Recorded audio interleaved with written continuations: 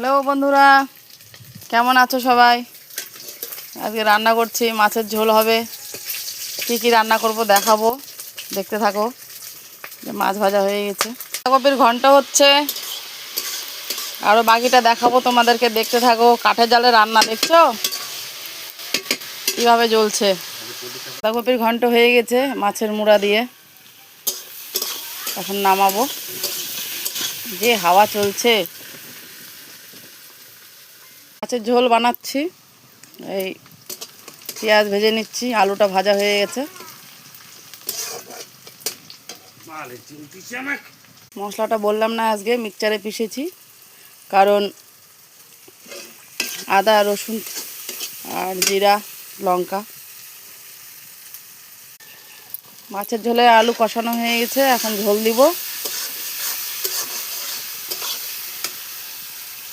হয়ে গেছে মাছের ঝোল, দুটো বাটিতে রাখছি, একটা রাতের জন্য, একটা দুপুরের জন্য।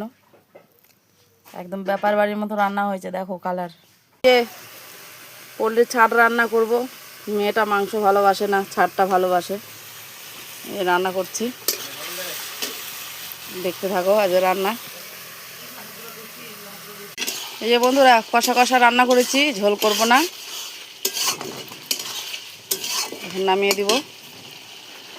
কষা কষা, দেখতে থাকো। হ্যালো বন্ধুরা, রান্না হয়ে গেছে, খেতে বসছি। এই যে হাজব্যান্ডকে খেতে দিয়েছি,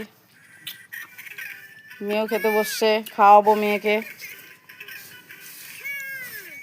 মাংস ভালোবাসে না, পোলট্রি মুরগির চামড়া ভালোবাসে। আর যে মাছের ঝোল তো তখন দেখালাম, মাছের ঝোল। আমাদের বাড়িতে আরও গেস্ট আছে, আসবে একটু পরে। বাড়ির নতুন গেস্ট আমার দাদু হয়। এই দাদুকে খেতে দিয়েছি, দেখো। খাওয়া দাওয়া হয়ে গেল। এই যে বাড়িতে একটু গাছ লাগিয়েছি, রসুন গাছ, পেঁয়াজের গাছ, দেখতে পাচ্ছ? এই যে ফুল গাছ, বাড়ির সামনে পুকুর। মাছ ধরলে তো মাছ খাওয়া ভালো হবে, কিন্তু মাছ তো ধরা যাবে না, লোকের পুকুর।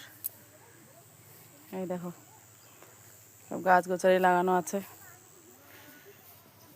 ফুল ফুটেছে, সেই সুন্দর না? নতুন বাড়ি করা হয়েছে তো, বাড়ির জায়গা অনেক বড়। এখানে রান্না করলাম, চাল এটা। এই যে এটা পায়খানা বাথরুম।